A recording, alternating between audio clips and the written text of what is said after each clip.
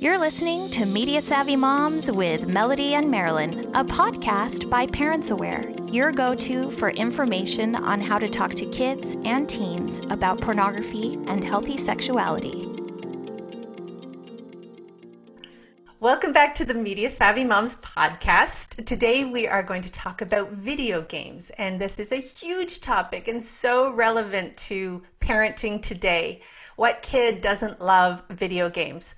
We want to talk about maybe some warning signs, what's normal behavior, what's problematic behavior, if there's a connection to pornography that we should be aware of, and what to do about that. And we have brought on expert Nadja Strieter, who is a psychotherapist and parent coach. She has expertise in treating adolescents and young adults who do struggle with video game addiction and other technology-based behaviors. She's been a frequent speaker on this topic. She is also the program's director at Game Quitters, where she created and co-authored the parent program Reclaim. She is a mother of three, and that's what makes us most excited, that she comes to this topic not just as a clinician, but as a mom. And I'm going to turn the time over to Melody and Nadja. Thank you, Marilyn. And thank you, Nadja, for being here with us. We're so excited to have you. Thank you for inviting me. I'm really excited to be here and to get to talk about something that is one of my favorite topics in the world. Awesome. Me too. So our listeners know I'm a bit of a gamer myself. So I don't know if I have you on here to vindicate my habit with my children or to just kind of go through and talk about what's healthy, what's not healthy, how to create balance in our families, some of the things to be aware of, to watch out for. But first of all, let's hear a little bit about you. Tell us about yourself as a mom, a therapist, being programs director at Game Quitters, and just a little bit about you. Well, people usually like to know how I became interested in technology overall and its impact on society. And there was a sort of unique moment in time where my oldest child, it was age appropriate for him to get a mobile device. And at the same time that I was now flying around with a mobile device texting. So we had this together.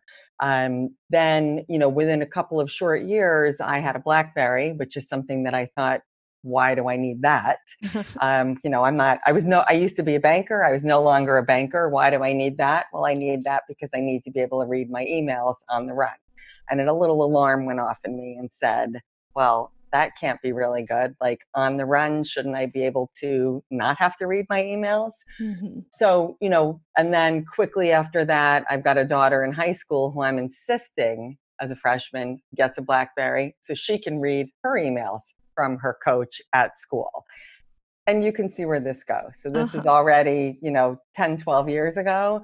And I thought, wow, this can't be good for us as a society. I started seeing, my kids were gaming, I thought in a pretty healthy way, mostly sports games and Mario Kart at my house. But, Call of Duty was big with some friends and Grand Theft Auto. And it just didn't really feel good to me. So that's kind of how I started in this area of interest. Hey, I love it. It all comes back to family and that dynamic, and you're going, as a mom. So you have, you're a clinician, you're a therapist, and your practice is Eyes Up, right? What is it called? Eyes Up, yes, which you will not find a website for because too many other demands to get that done. Not yet. You're working on it, right? Yeah, but I love that. I love that. That idea of eyes up. And we were talking a little bit about that, that our eyes are down and we see each other it's the zombie apocalypse, right? Of right. Just being glued to these devices, not looking at each other anymore. And I think part of what drew us to you is this, our philosophies are so well matched that we're not technology haters. We want to put it out there. We're technology positive, but we need this balance, right, as a family. So we want to figure out what that is. So on that note, talk to us about Game Quitters. What is Game Quitters? How did it start? And what kind of resources do they offer? Well, Game Quitters was founded by Kamadare, and he's a former gamer who, at the time he was really ready to give up gaming, Googled how to give up gaming and did not really find any satisfactory answers. So, Mm, he committed himself to creating a support community and programs that could help other people who also had found that gaming had become problematic and is really dominating their life and creating negative outcomes. So we have a parent program, Reclaim, which I think you mentioned. There's a gamer program for that it's usually young adults or adults who would be interested. They realize gaming is creating a problem for them, so they've got the motivation, not being directed by their parents. Lots of free webinars, a hobby tool, great support community. So we try to be there and we try to keep up with, what are the needs in the moment, because gaming evolves very quickly. Our environment evolves very quickly. So we want to stay relevant about what's appropriate, at any given moment. great. Awesome. So yeah, so we don't have like a blacklist and whitelist, and we're Right. like trying to keep up with the titles. The program is, like you said, relevant. It's changing all the time. I love that. Right. And when you go on to the website, so give us the URL, give us the domain. It's Game Quitters, It's gamequitters.com. gamequitters.com, Yep, super easy to remember. gamequitters.com. And you sign on and it says, I'm a gamer or I'm a loved one. So I Right. love that it's got that family feel. This is a family issue. And we have both sides of the coin, and we're working together as a team, right? Which Right. is so media savvy moms. That's where we like to say we're the coach, not the police. We're working shoulder to shoulder on these issues. So let's explore a little bit, because this is a hugely controversial issue, right? There are all of these articles and issues out there. And I love how you said that the founder of this program went and Googled, I'm having an addiction problem. And then there was nothing out there and he created it. We find that the people with the best resources do that. They find a void, there's nothing there, and they create it. Right. So this controversy, we hear these research stories, articles saying, no, video games are great for kids. They develop their cognitive abilities and the decision making. And then there's this other camp that says it's terrible for kids. It's frying their brains. It's making them into zombies and maniacs. So where do you stand on this? Are video games good for the kids? Are they bad for kids? Talk to us a little bit about that. Yeah, so I'm going to say neither good or bad, because again, there are so many variables, depending on the age, depending on the quantity of gaming, depending on the quality of the gaming. Is it something that's pro-social? Is it something that's anti-social? What else do you have, available at your fingertips in your life? So I think a lot in terms of diminishing returns. And I've been trying to figure out a way to help parents explain this to their children. But, the first hour, let's say that you're gaming and, you're getting something from it. Maybe it's an opportunity to be creative, or maybe it's an opportunity for competition. Likely you're doing something that involves connection with other people your age. Hopefully, sidebar here, hopefully they are your age. Hopefully nobody's posing. Right. So you get this opportunity for connection. So, the first hour, maybe 2 hours, like you're getting something. But then there starts to be this point of diminishing returns where each little bit longer you play, you're no longer getting the same amount of benefit that you would be getting. And in fact, there starts to become an opportunity cost. So instead of doing, engaging in something that would help you develop a different skill set, you continue to engage in that.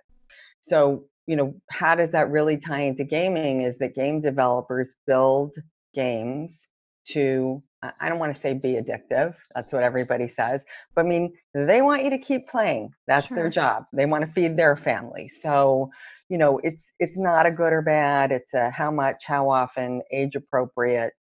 Where else does it fit in? Sure. Right. It's funny because I follow your work. I love your work.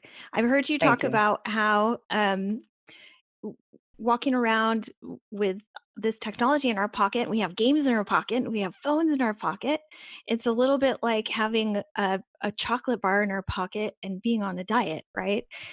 And I've thought a lot about this as I've prepped for this interview about there are a lot of food analogies, right? Lot of food That analogies. can go with electronics and gaming. And I'm listening to you talk about the cost and benefits, and as we get into and how you like when you dig into like that first bite of chocolate cream pie and it tastes so good in the beginning, and then you keep eating and it's like it's not as good as it tasted that first bite, Right. and you keep going and going, and then if you eat the whole pie, yeah, definitely gonna have some like cost. Does that Right. work? A stomach ache for Right? sure. For me, I love to game with my kids, so I'm familiar with that feeling of we talk about on the show stopping cues, right? Right. We lose kind of that we're suspended, especially with these open world games where there's no end point, where there's no like, doo, doo, doo, I got the trophy, I finished the game. They just go and go and go, and we lose our stopping cues, and we don't know. It's like opening that tub of ice cream instead of putting it into a bowl, right? Or the tub actually eventually does, even if you eat the whole tub, the tub is gone. I Right. mean, so even that's got a natural stopping point. Perhaps not as early as you would like, but this is endless and the access is, constant 24/7 with you. You mentioned mobile, no longer console. You're not stuck at home. I mean, you can go game anywhere, anytime, all the time. And it's so seductive. I mean, it's fun. Like, who doesn't want to have fun? Um, and keeping, resisting it is like resisting that chocolate bar in your pocket when you're not supposed to be eating chocolate. Right. And this is actually a follow-up episode for our Dear Savvy. A parent wrote in, what do I do when my kids are gaming all night? Right. This is producing all sorts of problems. So I did hear you too on an interview talk about how, and I'm going to throw this one at you out of left Mm. field, behavioral psychologists helping to develop this software, this gaming software. How does that fit in? So, variable reinforcement combined with constant reinforcement. So you get to see on a progress bar, where you are, how you're doing, but the reward is delivered on a variable reinforcement schedule, and that is known to be the most difficult to extinguish and the strongest one in terms of getting you to continue to engage in a behavior. So, So, like, if we were looking up and I'm 85% complete of the mhm, entire game, mhm, but like right, when I'm playing Candy Crush, like every once in a while he'll be like, "Oh, if you finish 2 more levels, you get right. bonus item A and B." Right. Is that what you Right. mean? Well, it's like that. So it's, let's say you have to complete, the first level. Let's say you have to complete 4 tasks to get to level 2. And so, you can see your progress and that makes you feel good to be able to see in real time your progress. You complete those 4 tasks, you get to level 2. Great. Same thing to get to level 3. Now, to get to level 4, maybe you've got to complete 6 tasks Hmm. or different kinds of tasks. So that's where this variation, because we're humans, we also crave novelty. So if you knew what to expect every single time and it was repetitive, repetitive, repetitive, you'd stop doing it. But Right. now like, oh, what is that? Now it's that recaptures your interest and attention. So that's a lot. Those are the same principles that are used with slot machines. Yeah. You put a lot of quarters in, and you get a little win to keep you going, and then maybe you'll get a big win, maybe you won't. But add the progress bar, and it's really very compelling. Oh, yeah.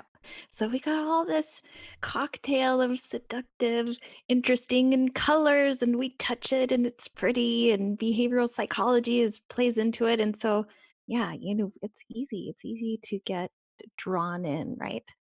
All right. Very. So we talk about the issues, we talk about the problems, and we've got a great conversation started. We're going to take a little break. When we come back, we're going to talk a little bit more specifically about how this is affecting our specific families. We're going to talk about some tools to use, some red flags to watch out for specifically with our children. We'll be right back with Nadja Strieter. When parents share with me their concern over a child struggling with pornography, I always recommend they check out Fortify. Fortify is an amazing recovery tool that can help your teen learn to develop their own plan towards success. It's easy to sign up, it's designed to engage, and it's free for teens. Best of all, Fortify is science-based and has a proven track record of helping thousands of individuals find happiness by regaining their freedom from pornography. Visit joinfortify.com/media savvy moms to learn more. And we're back with Nadja Strieter, and we are talking about video games and our kids. And in the first half, we talked a little bit about psychology. We talked about game quitters. We're picking her brain. We're talking about all her expertise on these things. She's a psychologist and a parenting coach, and we're so happy to have her here with us. All right, so we're just going to jump right back in. We're going to talk about how these things specifically affect our families. So, game quitters is based on this verbiage of problematic gaming behaviors. So, when we say that, what are we talking about? And specifically, when we're talking about our kids, tweens, and teens, what are some red flags we should be watching out for when it comes to gaming? Well, so I sometimes find that question difficult to answer because the red flags that you might see associated with problematic gaming are also similar or the same as many of the red flags that you're going to see with other issues. Mm-hmm. Like bullying. If you're being bullied at school, you may not be sleeping well at night. You may not be wanting to go to school. Your performance in school might decline. You may prefer online friends as opposed to, physical world friends that are in your neighborhood. Right. So, I struggle with that all the time because I think parents get really a lot of moral panic and a lot of alarm is created that may have them miss the real issue. But Sure. having said that, one of the things that I think about that is most important is that if you can walk away, if you're offered another appealing activity. Mm-hmm. So if your child is home and they like to game, but if there's something else that they like to do and they're willing to go and do that, I think that's great. When they're not willing to do that, and again, some of this is, based developmentally, like what your 16-year-old may not want to go and hang out with you the same way that your 12-year-old or your 10-year-old might want to. But that ability to walk away, are you willing to go to summer camp? Are you willing to go on a family vacation that, we're leaving gaming at home? That's one thing. Two, I think it's really important is it the only tool or skill that you have to improve your mood? So you need to have, like, if that's your only way to feel good or to cope with stress, that for me is a big red flag and warning sign. That's very problematic. Right. And also, another issue or another warning sign is, are there no other areas to be successful or to have your self-esteem, elevated? Those are the big ones for me, Nadja. If you're to ask other clinicians, and you look at the scales, they'll talk about, withdrawal, deception, negative impact, of course, on relationships and, work and school. That does matter. But, I think it's important to think about these other things, really consider them carefully as well. Beautifully put. You're right. There's so many different aspects of life that are hitting our kids from so many different angles. We have bullying, we have stress, we have gaming, we have regular screen time, we have social media, we have possibly pornography, we have all of these things hitting our kids. So it's hard to pull it out of the mess and Right. say, that is gaming, that is causing that. So I think that those that you've pulled out are specific to gaming and really great to watch out for. So thank you for that. All right. So as a family, do you have any ideas for us about boundaries that we should be setting and limits we should be setting? And maybe this is a two-part question and maybe they're not related. But do you think that it's possible for us to have a healthy balance, and that gaming together as a family can be healthy, a healthy activity? Absolutely.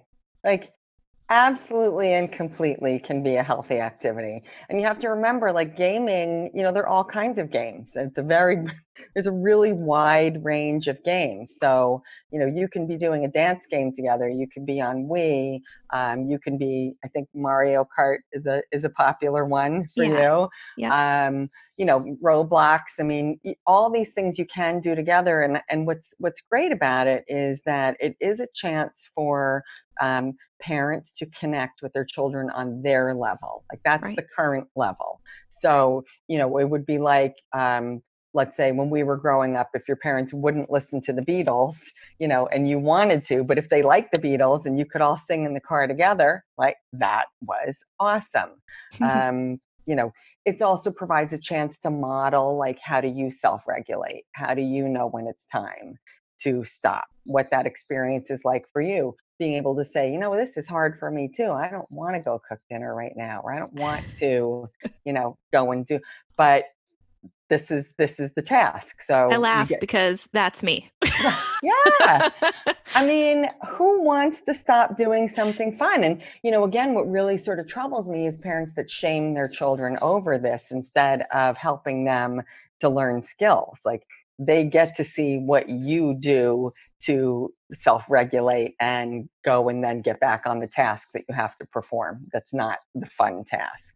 Right. I think it also helps to just overall reduce power struggles around screen time, because you're collaborating. It's not this like terrible negative that they've got to push back all the time on you, because that's what kids want to do. Right. So, Right. um, And hearing you talk about a lot of this, even with the criteria that you were giving about problematic behavior, we can expect to get pushback. It's going to happen, right? It's not necessarily, it doesn't mean that they're in mortal danger, that if they're going to push back, right? exactly. That's Because really important to recognize. This they're is not kids, mortal danger. right? They're kids. A little pushback's going to happen, maybe a lot of pushback sometimes. We have Right. good days and bad days. Um, but and to get it and be like, yeah, I hear you. Not easy, but to be coach, not Right. police, right? And Right. no shaming. Yay. Yay for no shaming. That's like a hugely repeated theme, for us, that we don't want to shame our kids, that we understand they're human. There's a big draw. We've talked a lot about, we understand it's part of the programming that they are going to be drawn in. And we hear that. We can validate that. All right. So, in our experience, we've seen a lot of problems with kids running into sexual content or even pornography through gaming or consoles. Um, in your experience, do you have any advice for families on this front? Yeah, I mean, I had working with a family yesterday who the mom texted me something that her son found, that, he's a streamer, and he helps build levels, and it was on a site called Deviant Art. Yep.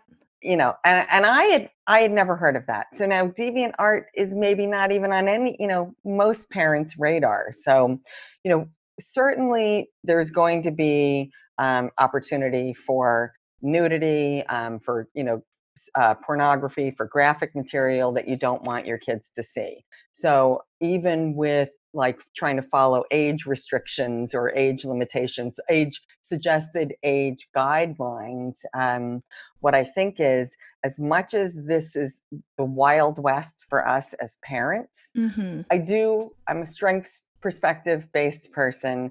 I also think that on some level, this is the Wild West for the game developers. You know, they want to keep kids' eyes on the screens. They want to keep your eyes on the screens.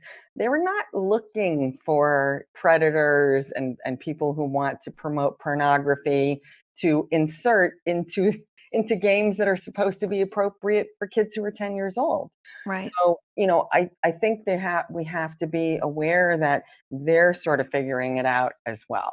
Um, so now what are you going to do with that though? Your child sees something, and maintaining a healthy, open, dialogue with them, making yourself a safe place to come to where, let's say, they snuck in a little gaming when they weren't supposed to, or they were playing a game that they weren't supposed to.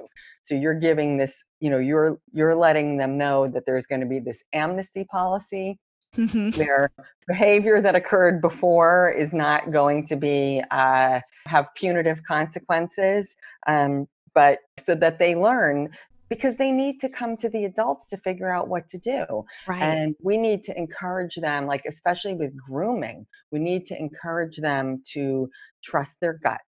Like, have the conversation about, you don't get into a car with a stranger. Really trust your gut in terms of what starts to feel a little yucky, Right. because we invalidate kids' guts a lot. We say, oh, Mm-hmm. don't feel that way. Don't feel that way. Like, no, no, no, no, no. You feel that way. Pay attention to that feeling. So, this is an issue. I don't think the gaming companies have a handle on it at all. And it makes it really, really hard for parents. So we got to be the safe place and we got to be there. I love that idea of amnesty, right? We tell our kids, instead of them coming to us and being like, "What? I can't believe you did that," right? Being, "Oh, I'm so glad you came to me. Let's work through this together." Absolutely. We did have Sarah Segan from Parents Who Fight come on, and they go in and they porn-proof homes. They Hmm. porn-proof all the devices. They told us that video game consoles are number one for breaches in the homes they go into for pornography coming into the home. So we just want to put out a reminder to all the parents: don't put gaming consoles in the bedroom where the kids close the door and they go in and they play until 6 o'clock in the morning by themselves, because that is the number one place for breaches of pornography in this expert's, Sarah Segan's experience for that to come in. So just, we don't know what we don't know. We're telling you, now you know. This is an opportunity. It's an internet-able device. It's a place where it can come in. So that's another thing to consider. And kids are curious. Right, You know, right? kids are curious. And so often when I work with parents who say, they're gaming all the time, I'm thinking to myself, yeah, and they're probably watching porn. Like, or something, and however you want to define that. Like, if you're going on to deviant art, or whatever that range of porn is, they're doing it. And some parents have zero threshold for that conversation, and some parents have a threshold. And that for me is also, I think, a really important message to get out there. And I think is great that you guys are doing this is happening. So please take your head out of the sand, figure out what you need to figure out to make yourself get comfortable with this, so you can be there for your children. Otherwise, who will be? Who will be? We got to Who be will it, be? We right? have to be it. We have to Ah, be it. well, thank you, Nadja, so much for all of your tips and advice and helping us to know what to watch out for. We are going to turn the time back over to Marilyn to give us a little recap of the show, and we'll come back in for a challenge from you. Go ahead, Marilyn. Okay, thank you so much. I loved this conversation. It really spoke to me. We started out with the point of diminishing returns. We asked the question, who's right, who's wrong? Is gaming good or gaming bad? And Nadja had us really consider what kids can get out of gaming, but maybe how long that reward or those positive experience can last, and kind of look at it from a time perspective, or what kind of connections that are being made, if they're good or bad. So the gaming itself is not necessarily negative.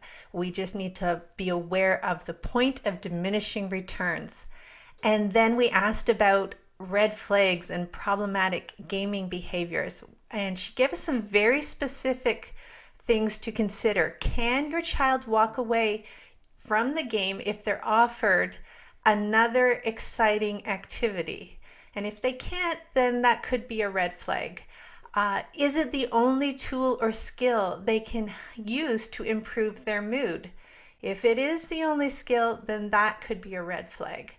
And are they finding success in other areas of their life, or is it only gaming in which they find reward? If that's the case, then there could be a problem. We talked about boundaries, balance, and whether gaming should be a family activity. And the answer was a resounding yes, that when parents play video games with their kids, they can really connect with their kids at their level. They can also see what kind of experiences that they're having and how challenging it can be to self-regulate, so they can have more compassion for what their kids are going through. And not to worry too much if there is some pushback. That is very normal behavior, part of growing up, part of parenting with kids, which is going to happen. And then we talked about the sexual content, which is a very real concern. It's a bit of the wild, wild west, and that applies to not just our parenting experience, but even the video game creators haven't quite got a handle on this. So yes, your kids could be exposed to dangerous content. And the solution to that is, as we always say, open conversations. But we loved what Nadja said about having an amnesty policy. That's just such a great way to look at it, to encourage your kids to come to you when mistakes are made, or when they find themselves in dangerous situations, that they won't be punished, that you can listen and come up with a solution together. Such great advice. And we're going to ask for a challenge this week. Nadja, do you have a challenge for our parents? Oh, I have so many challenges. But I'm going to go with this one. I'm going to suggest that everyone in the house limits to one device or screen at a time. So no, typical is the TV, the laptop, the cell phone. I mean, that's me too. Like, that, and I noticed that's sort of just become a standard. So how about just one, and just the practice of that little bit of self-regulation. So we're not taking away all your screen. You want to watch something on Netflix? Great. Watch the thing on Netflix. You want to play a game? Great. Play the game, but you don't need to have, your phone going off at the same time, or the TV in the background. So I think just that little bit of reduction is a great challenge for parents to engage in, and as well as encouraging their children to engage in. And little bonus there, later on, when it's homework time, if they develop that skill of only one device at a time early, will help you reduce conflict and battles in your home later, when they have more independence in terms of doing their work. Perfect. Love it. And I'm going to take that challenge too, because that is me multi-devicing all the time, right? Thank you so much for joining us today, Nadja. Thank you so much for inviting me. I really enjoyed getting to talk to you about this interesting and challenging topic. We hope you enjoyed this episode of the Media Savvy Moms podcast. For detailed show notes and links to any of the resources mentioned today, visit parentsaware.info. To connect with us on social media, find us on Instagram at Media Savvy Moms and on Facebook and Twitter at Parents Aware. We would love to get your feedback. Don't forget to subscribe and leave a review wherever you listen to this podcast. Until next week, let's keep talking.